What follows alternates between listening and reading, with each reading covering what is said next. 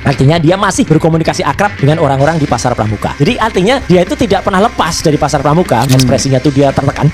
Namanya Widodo itu. Kemudian ada nama Dennis, ada David itu. Itu saya kira kalau polisi yang sehat, dia langsung ambil ini sebagai sebuah petunjuk. Mulai dari Bitor dengan sosok yang sangat saya percaya. Dan saya percaya pada akhirnya beliau akan bercerita.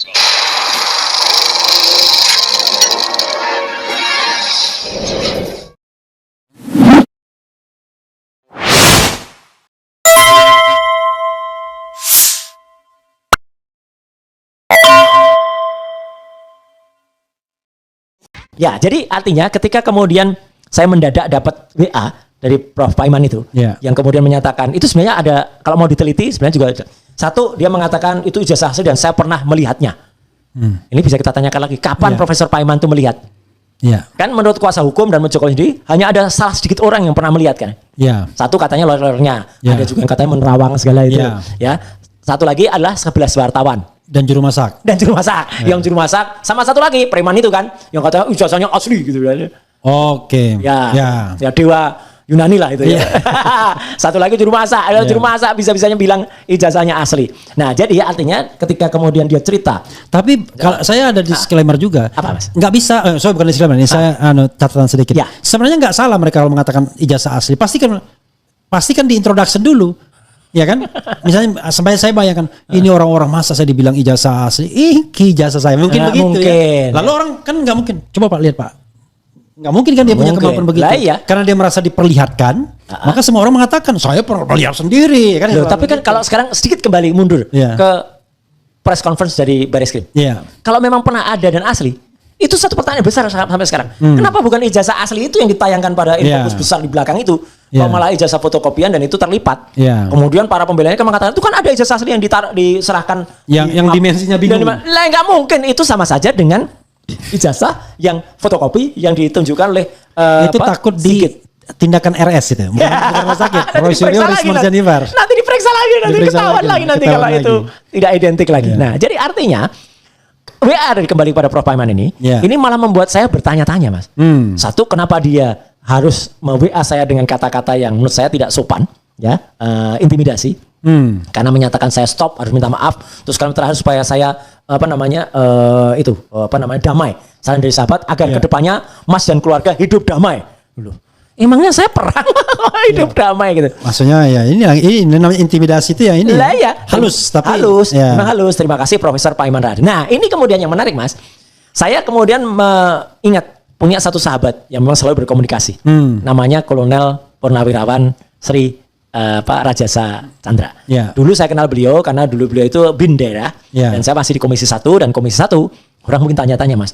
Komisi 1 kok bisa pegang apa tadi, undangan keterbukaan informasi publik Komisi 1. Lah iya memang Komisi 1. Intelijen juga Komisi 1 gitu. Kemudian luar negeri juga Komisi 1. Kemudian pertahanan juga Komisi 1. Nah, ketika kemudian kami waktu itu dalam mitra intelijen, saya berkomunikasi, saya kenal dengan kenal dengan Pak Kolonel ini. Dan belilah kemudian menganalisis. Ketika saya bilang saya diintimidasi, beliau menganalisis. Wah, saya punya cerita soal Prof. Paiman ini. Nah, dua cerita. Gitu. Dan kemudian dia terbitkan dalam sebuah tulisan di beberapa media waktu itu bahwa Prof. Paiman ini memang pernah punya kios di Pasar Pramuka. Kaget saya. Masuklah dengan cerita Pak Bitor Suryadi ini. Jangan-jangan ada hubungannya. Saya bilang jangan-jangan ada hubungannya ya. Karena kan kita belum bisa biar aman praduga tak bersalah ini. Dan lebih menarik lagi ketika kemudian heboh, termasuk Mas Refli yang membacakan saya diintimidasi gitu ya. Prof. Paiman WA lagi ke saya. Yang kedua, dan dia minta maaf, yang saya cintai, terima salam dan doa, semoga Mas sehat, bla bla bla bla. Tapi yang aneh, dia di sini menyatakan pasrah.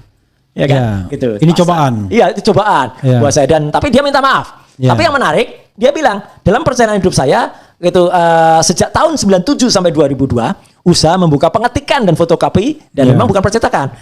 Itu ada di Pasar Pramuka. Jadi dia malah ngaku. Nah, inilah yang kemudian menjadi catatan bagi seorang intel kayak Pak Kolonel Sri Rajasa. Kenapa dia harus nulis 2002? Gitu. Karena seolah-olah menjauhkan dengan tempus delikti yang disebutkan oleh Bitor 2012. Dia sengaja mengasih jarak 10 tahun. Naluri seorang intelijen, bergerak dia. Dan dialah kemudian mendapatkan beberapa narasumber dari Pasar Pramuka yang kemudian menyatakan tidak benar kalau Pak Profesor Paiman itu hanya sampai 2002. Dia memastikan, bukan memastikan, informasi yang ada itu setidaknya sampai 2017 ada. Tapi saya ini orang Salemba, Mas. Dan yang saya tahu pasar pramuka tuh jual burung. Hahaha. itu anu lagi tuh, si betina itu lagi tuh. Kacau. Ada 3 Mas memang. Ada pasar burung pramuka, ada pasar obat pramuka, ada pasar pojok pramuka yang pasar obat tuh mungkin termasuk alat kesehatan ya? Ya, alat kesehatan. Yang tulisannya di depan pasar pramuka gitu. Pasar burung yang sebelah sononya lagi, timurnya lagi. Pasar pramuka sekarang pojok sebekas yang sudah terbakar itu. Nah, menariknya gini. Ketika kemudian disebutkan oleh Pak Intelijen ini bahwa dia itu tahun 2017 masih di sana. Beliau juga yang kemudian mengirimkan foto tidak hanya sampai 2017 Mas. Bahkan yang menarik awal Mei Pak Iman ini mengadakan silaturahmi gitu ya dengan beberapa orang yang dulu alumnus orang yang berusaha di pasar pramuka. Dan foto itu tadi waktu kita siaran di salah satu TV itu tayang juga. Artinya dia masih berkomunikasi akrab dengan orang-orang di pasar pramuka. Jadi artinya dia itu tidak pernah lepas dari pasar pramuka meskipun dikatakan. Jadi menjadi semakin pertanyaan-tanya lagi sampai akhirnya cerita terbaru adalah ketika kami saya Dr. Resmond dengan tim dari Sentana Podcast itu 2 kali Mas kami ke pasar pramuka. Yang pertama minggu kemarin pada hari Kamis itu saya terjun langsung ke pasar pramuka dan saya masih mendapatkan cerita soal Pak dosen itu. Jadi Pak Prof Aiman ini sebutannya dikenal di sana sebagai dosen. Kenapa dosen? Karena dia spesialis membuat skripsi, tesis, kemudian disertasi. Maksudnya kayak ghostwriter gitu ya? Iya, membuatkan lah gitu. Jadi dan ada nilainya gitu loh. Dan itu pun masih dikenal nama Pak dosen ini.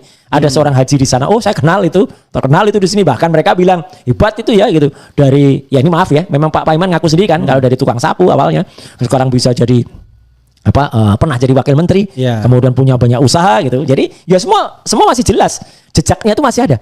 Dan di pasar pramuka pun, pasar pojok pramuka itu masih ada Mas tulisan meskipun dibalik. Jadi kayak tulisan gini, tapi kemudian tulisannya maaf tidak menerima edit ijazah. Oh ya itu ada juga itu viral tuh di pers ya kan? Itu. Jadi artinya ini kan kayak kalau kita ke kantor-kantor mana lah, kantor-kantor hukum atau apa, kami tidak menerima suap. Berarti itu artinya stand kiri belok kanan itu gitu loh. Sama ini kayak di situ. Zona integritas. Nah, kayak gitu. Itu. Nah, jadi singkat kata adalah kami kemudian melakukan investigasi lebih mendalam Mas. Ketika awal minggu yang lalu kami hanya dapat cerita bisik-bisik. Nah ini hari ini Mas baru. Kami tadi di salah satu podcast menghadirkan. Untung bilang hari ini karena besok hari ini juga. Iya hari ini juga. Minggu depan hari ini juga. Jadi menghadirkan salah seorang memang pelaku. Ya kami sebut Mr. J lah gitu. Kalau Mr. X nanti dibilang udah meninggal. Kalau Mr. J kan bisa J siapa gitu kan. Nah, yang kemudian dia memang Jitor bukan ya? Jitor Juryadi. Yang dia kemudian cerita satu, dia membenarkan atau mengkonfirmasi cerita dari Pak Kolonel Sri Rajasa bahwa Pak Paiman itu dikenal di sana setidaknya sampai dengan tahun lebih dari 2015. Jadi bukan 2002. Jadi artinya di atas tahun 2012 cerita dari Pitor. Kita belum lagi menemukan pasal yang lain, tapi artinya udah clear. Kemudian dia juga memastikan bahwa sampai dengan saat ini bisnis semacam itu masih jalan di pasar pramuka.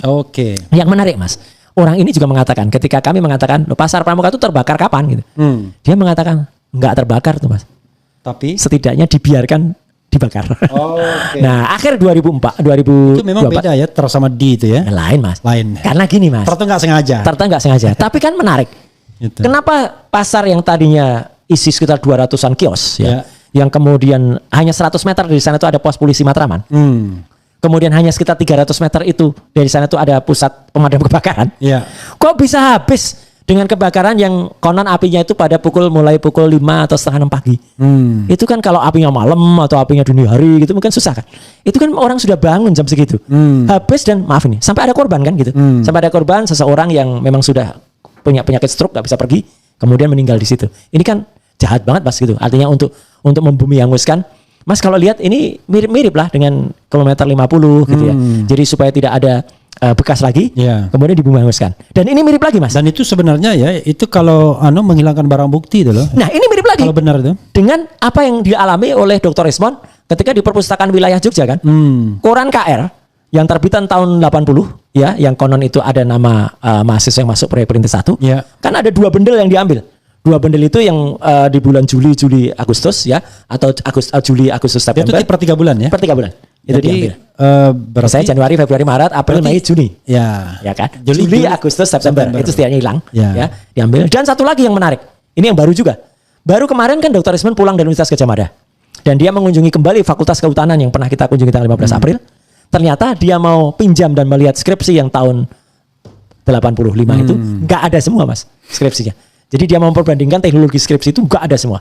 Waduh, jadi ini kan sudah kayak apa ya, ini membuat benar-benar kampus yang katanya mendapatkan predikat kedua di seluruh Indonesia dalam keterbukaan informasi publik kok malah kayak gini. Oke, itu kan kampusnya Mas Roy kan? Ya kampus kita, itu loh, kampus kita. Kampus kita.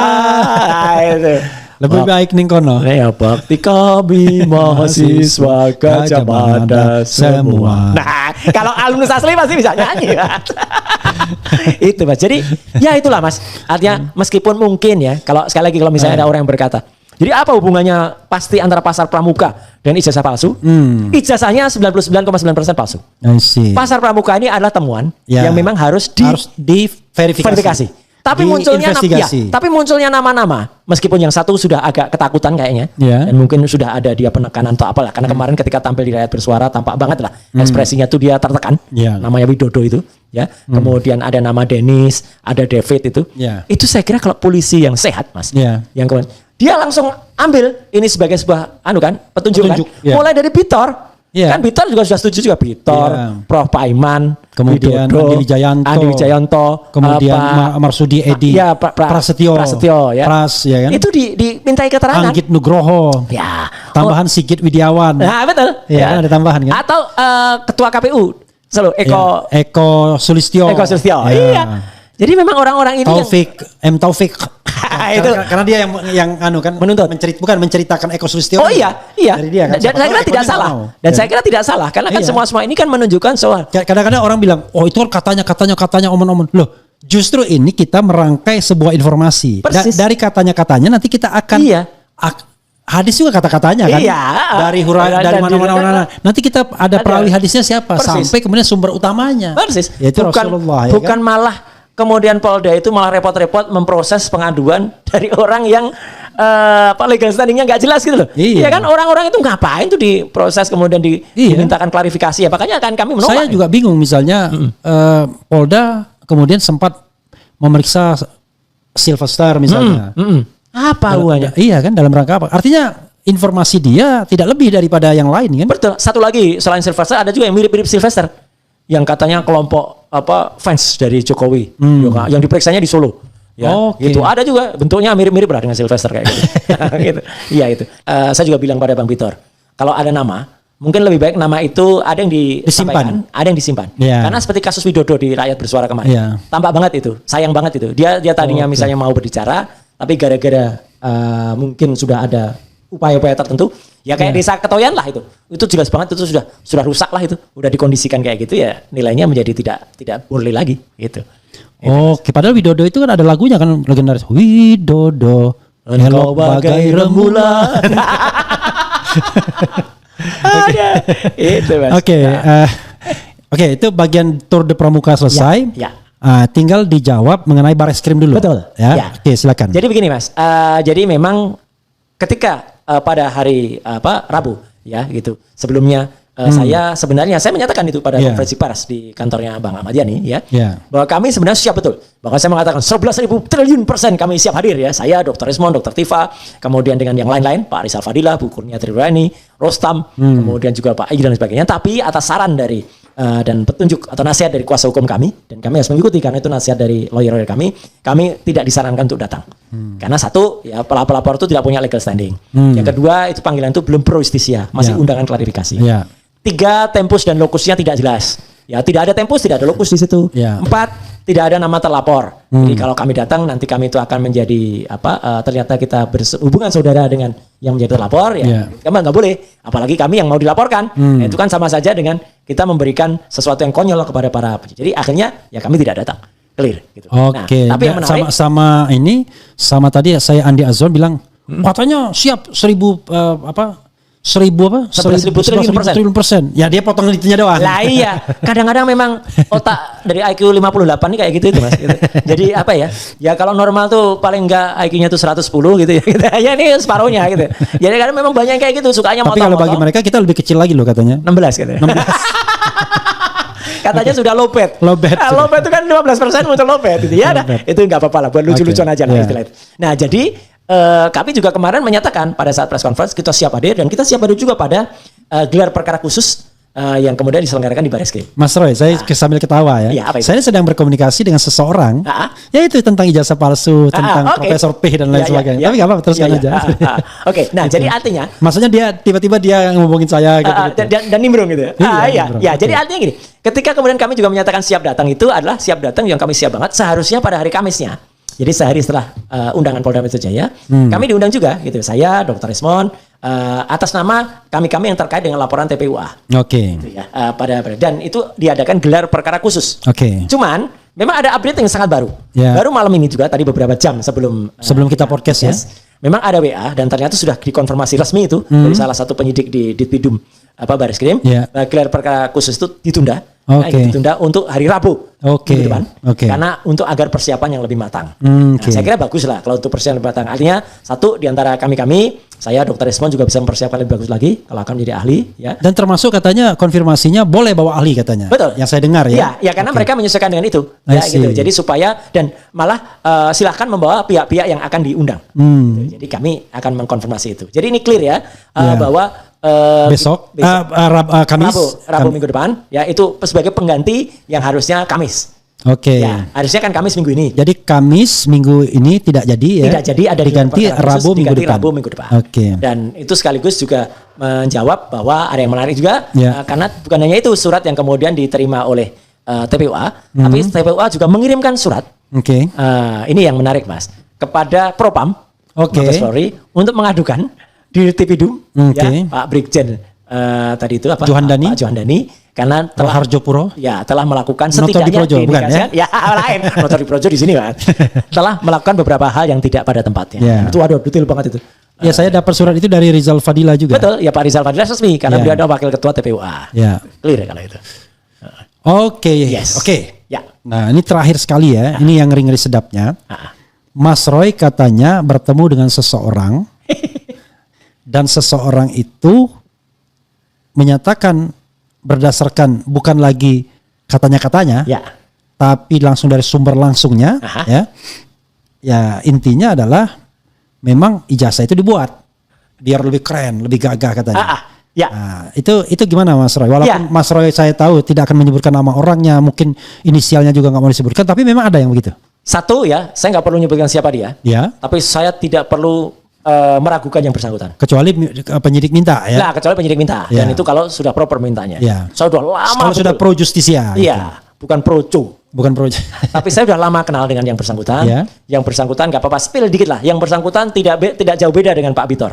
Dia adalah seorang kader. Kader militan dan kader yang sangat-sangat tajam lah di partai itu. Nah, jadi nggak apa-apa kan spill dikit itu.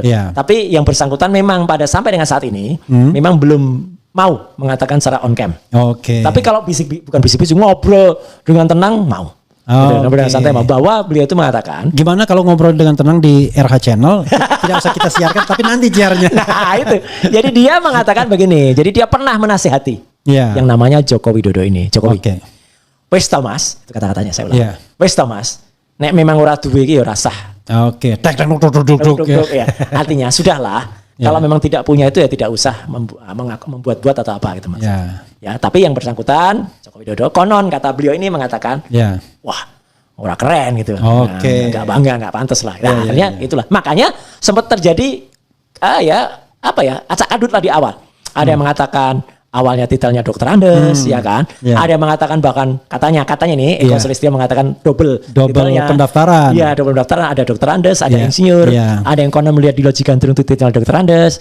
Kemudian yang selalu dibuat sebagai bukti meskipun itu menurut saya ya bisa jadi itu salah cetak, Itu mungkin saja kalau tapi itu kalau satu momen itu saja ya kita maklum salah. Tapi kalau misalnya di tempat lain ada kan. Nah, itu makanya. Jadi apalagi kata Eko Sulistyo yang pendaftaran itu kan nggak mungkin rasanya M Taufik, kita kan tahunya dari M Taufik ya omongan itu tidak ngomong begitu Eko Sulistyo atau misalnya Mas Taufiknya nangkapnya kurang-kurang rasanya nggak mungkin. Pak Taufik itu clear banget dan kita perlu ucapkan selamat juga ya Pak Taufik kan barusan memenangkan itu kan salah satu soal pasir ya soal pasir itu ekspor padahal butir-butir pasir di laut itu berapa itu episode sandiwara radio zaman dulu butir-butir pasir di laut tiap hari Pak kelihatan umurnya kita dan kita nggak ngerti. Saya nggak pernah untungnya saya nggak pernah dengar karena udah bosan kan. Saya tuh sangat terkesan karena dulu kan saya pernah ya orang radio lah gitu. Ya. Wah, itu kasetnya tuh dijajar itu sampai kan pasti tuh dari Biro Iklan aja kan ngirim untuk sekian bulan gitu kan. Jadi tinggal nanti radio tuh muternya masih pakai kaset tuh Mas. Itu tanggal sekian gitu lah. Jadi ya itulah sangat nama zaman dulu ya. Sangat legend. Kita seneng gitu ya. Padahal dia cuma ngomong perkelahian cuma suara-suara doang. Iya, terus kalau misalnya keributan tuh cuma pakai seng. Dan ternyata kalau dia kan kuda itu batok ini. Oh, batok kelapa. Dan yang paling lucunya itu selalu kalau nyabut pedang bunyi kring. Ya, padahal kan ya kayak gitu dia kring sama siapa gitu. Cuma kalau nggak bunyi rasanya nggak nyabut pedang gitu. Ya itulah zaman kita tuh masih melihat. Tapi kita menikmati kok. Nanti gitu. Termul bilang ini apa orang gila dua orang itu. Oke, siap. Lanjutkan tadi itu bagian yang penting gitu. Oke, jadi artinya apa? Ya kita dengan sosok yang sangat saya percaya dan saya percaya pada akhirnya beliau akan bercerita. Oke. Gitu. Beliau yang satunya itu ya? Beliau yang satunya. Bukan beliau JKW bukan. Waduh, itu gitu. Sulit itu kayak mengharapkan kuda bisa menyanyi itu. Sampai lebaran kuda mungkin ya. Sampai lebaran kuda. Sampai hari raya kuda. Sampai hari raya kuda. Dan juga sampai ada istilah Mas. Mungkin peperangan Iran sama Israel itu berhenti Mas. Kalau Jokowi menunjukkan ijazahnya. Tapi ini jangan ini. Ini sudah siapa yang ngomong kemudian dicabut lagi tuh. Apa itu? Gara-gara ini. Oh iya dah. Karena itu banyak meme-nya gitu. Iya, tapi itu kemudian dia ada cabut perang begitu. Oke. Karena apa ya? Tapi suki lah. Kalau ada meme-nya tuh memang lebih sulit sih memang. Makanya kita hanya baca meme kan gitu. Itu membaca meme yang jelas kan kita tidak sengaco cepokar Nusantara itu Mas. Oh ya, pertanyaan saya terakhir. Bagaimana pendapat Mas Roy mengenai desakan-desakan untuk segera meningkatkan kasus ini sebagai tahap kepenyidikan di Polda Metro. Berarti kan ada tersangkanya gitu. Itu pun hari ini kan terjadi Mas. Iya. Jadi sulit lah kita mengatakan kalau itu tidak ada bohir malah yang membiayai. Iya. Jadi konon kan anggota Cepokar Nusantara itu kan didatangkan Mas hari ini. Iya. Beramai-ramai mereka ada yang dari luar pulau lah mana tuh dan mereka mendesak Polda Metro. Iya. Dan bahkan ini yang menurut saya lucu Mas. Ada seseorang yang disebut ahli gitu ya. Iya. Dan dia memang saya nggak tahu sejarahnya apa tapi kayaknya ada sesuatu selek lah dengan Dr. Rismond. Iya. Jadi itu dia sampai nulis di sosmednya dia bahwa pada bulan Juli, berarti kan hanya ini status mereka akan naik jadi tersangka. Bahkan disebut Mas. Dan mohon maaf nih, saya sebut juga termasuk para podcast seperti Rafli Harun, Abraham Samad gitu disebut juga. Semuanya akan naik. Dan nanti pada bulan Agustus sudah masuk ke persidangan. Ini ahli abal-abal banget ini ya gitu. Karena namanya ahli kok malah bocor-bocorin rencana penyidikan atau penyelidikan di dalam dan memastikan jelas statusnya saja masih berupa klarifikasi. Undangan klarifikasi. Jadi gini Mas, mau perkara yang diajukan oleh Joko Widodo. Kalau Juli udah bulan Juli nih sekarang. Lah iya makanya, mau perkara yang diajukan oleh Joko Widodo yang dia memang punya legal standing, ya.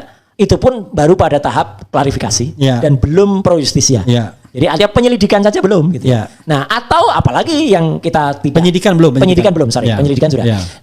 Dan apalagi yang kemudian dilaporkan oleh orang-orang yang tidak punya legal standing kan. Itu kayak Pradi berdua, bertiga, berempat, berlima gitu kan gitu. Nah, kemudian ada kelompok namanya Patriot. Patriot itu ya yang siang hari tadi meminta pemakzulan itu namanya patriot betul tuh prajurit betul kalau itu ya. Orang ngakunya patriot Nusantara, tidak punya legal standing, tapi anehnya kepolisian yang melayani yang kayak gitu. Jadi selain diperiksa juga kasusnya disatukan. Nah, itu kan tadi kan kita berharap semua kasus itu seperti dikatakan Munarman pernah di sini harusnya diambil alih oleh Bareskrim semuanya. Betul, ke atas kan? Iya, karena intinya kan sama. Yaitu soal ijazah Jokowi. Sehingga bayangan kita Bareskrim konsentrasi dulu pada pembuktian itu kan, baru yang lainnya ini. Enggak. Itu diselesaikan dulu, ditolak, dikatakan asli, lalu yang tukang laporin tukang ngumpulnya ini ternyata di Polda Metro Jaya. Makanya saya bilang sama di podcast saya, ketika Kapolri mengatakan kami akan undang forensik dan lain sebagainya. Ini kasus yang mana, Bro? Iya. Terus kalau kasusnya di Polda Metro Jaya itu kasusnya itu potensial untuk menersangkakan Roy Suryo dan kawan-kawan. Persis, dan katanya ada 7 ahli yang mau dihadirkan. Ya kan? Tapi mungkin kita berbaik sangka barangkali ujungnya ini gelar perkara khusus ini. Jangan-jangan. Kita berbaik sangkanya begitu, jangan-jangan. Ya, kita kayak pungguk merindukan bulan aja. Tapi kan nggak apa-apa, kan kita rindu kan. Persis. Jadi artinya kalau tadi menjawab tadi kita senyumin aja deh Mas gitu. Kalau ada orang yang nggak ngerti hukum lah, kemudian main paksa, main coba Polda suruh meningkatkan statusnya, apaan gitu loh, gitu. Karena kita aja nggak mau datang, bukan nggak mau ya, kita tidak disarankan datang pada saat klarifikasi, ya kan nggak ada bahan. Ya, aneh juga, kenapa mereka mau mengundang klarifikasi untuk orang yang potensial ditersangkakan. Ini kan aneh kan? Ya kan? Kecuali barangkali netral. Ya. Ketika netral itu barangkali jadi clearing house dia. Persis, kan? Ya. Jadi clearing house ya kan?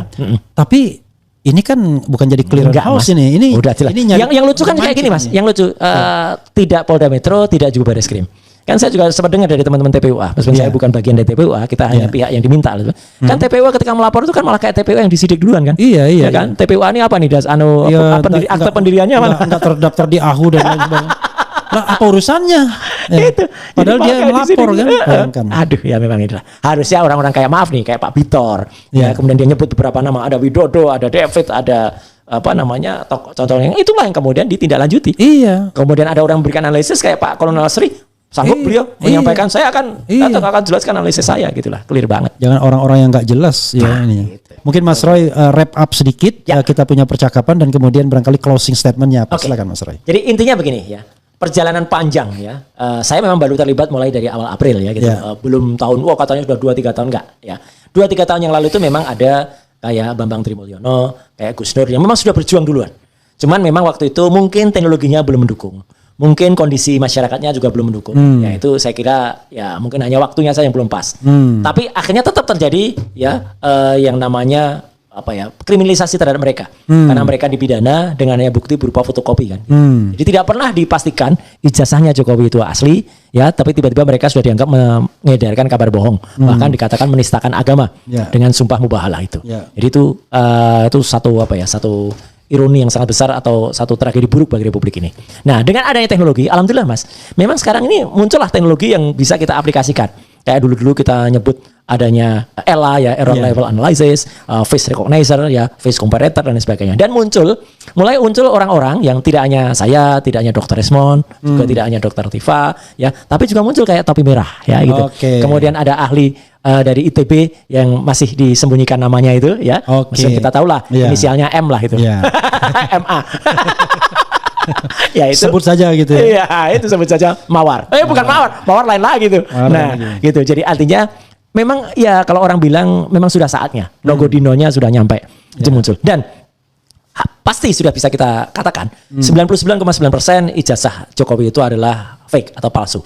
Dikonfirmasi lagi dengan skripsi yang sangat-sangat tidak memenuhi syarat, tidak ada lembar pengujiannya, nama Profesor Dr. Insinyur Ahmad Kasmujo tanda tangannya diragukan, bahkan oleh putrinya sendiri, Mbak Aida Greenberry yang ada di Australia, yang malah mengatakan tanda tangan ayah saya tidak seperti itu, nama ayah saya juga pakai U, tidak pakai OE.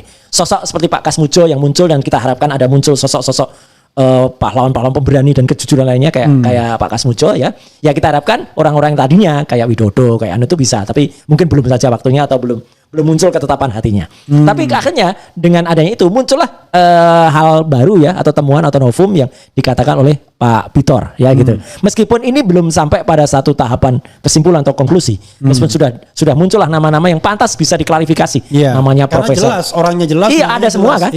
Selain Widodo, kemudian nama-nama kayak David, Widodo, Dennis dan lain sebagainya. Muncul nama juga lah kayak Profesor Paiman Raharjo ya. Kemudian muncul orang-orang yang bisa membantu hal itu.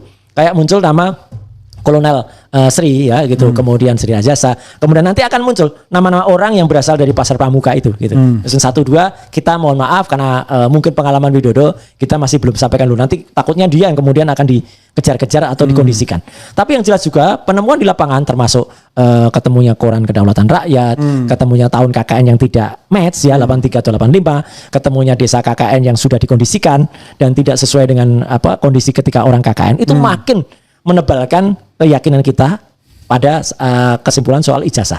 Bukan ini melebar kemana-mana, bukan. Tapi ini malah makin memperkuat itu. Dan pada ujungnya nanti, saya kok percaya tetap bahwa nanti akan ketemu yang namanya itu diproduksi di mana. Asal, ini catatannya satu Mas. Asal kepolisian atau aparat yang bisa melakukan dengan netral, dengan jujur, dengan presisi, itu mau menindaklanjuti temuan-temuan tadi. Gitu. Itulah yang kemudian bisa terjadi. Dan saya kira ini kalau dikatakan apakah ini masih panjang, ya panjang atau tidak tergantung dari yang bersangkutan mau menunjukkan kejujuran dan kenegarawanannya atau tidak. Gitu. Boleh katanya kejujuran kenegaraan, tapi jangan diapa-apain ya. Loh, kalau kita sih nggak ngapa-ngapain, kan ada yang bertanya Mas. Mas kalau andai kata dia mengaku atau terbukti, apakah Mas akan mempidanakan dia? Enggak Mas, kami tidak punya hak untuk mempidanakan dia. Ya, kami hanya menuntut kejujuran saja.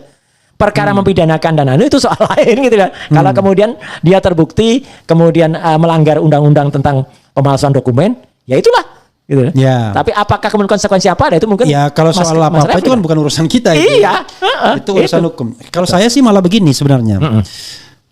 Kan ada instrumen ketatanegaraan yang bisa dijalankan sesungguhnya. Yang penting clear. Ya. Diungkapkan betul fakta sesungguhnya, diproses. Kan ada yang namanya instrumen gerasi misalnya. Betul. Iya. Ya kan?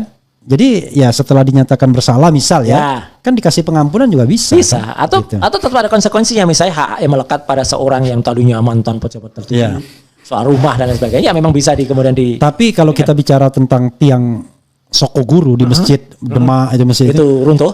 Itu runtuh ya. Iya. Satu bangunan runtuh semua itu masalahnya gitu.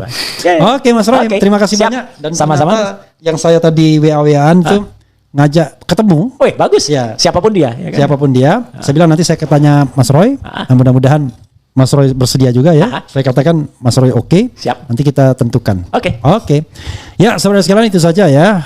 Kebenaran itu kita tidak bisa monopoli ya. Belum tentu juga semua apa yang kita sampaikan ini benar adanya. Tetapi paling tidak kita berusaha jujur menyampaikan apa yang kita peroleh dan ketahui informasinya. Soal nanti apakah ijazah Jokowi asli atau tidak, ya memang harus ada sebuah putusan pengadilan. Kok lihat sini putusannya Mas? Harus ada semacam sebuah pengumuman yang memang diterima publik, yang bisa accepted, yang diterima. Dan itu melalui proses yang tentu bertanggung jawab ya, transparan, akuntabel sesuai prinsip-prinsip good governance dan clean government. Itu saja. Terima kasih. Wassalamualaikum warahmatullahi wabarakatuh. Keren, cadas.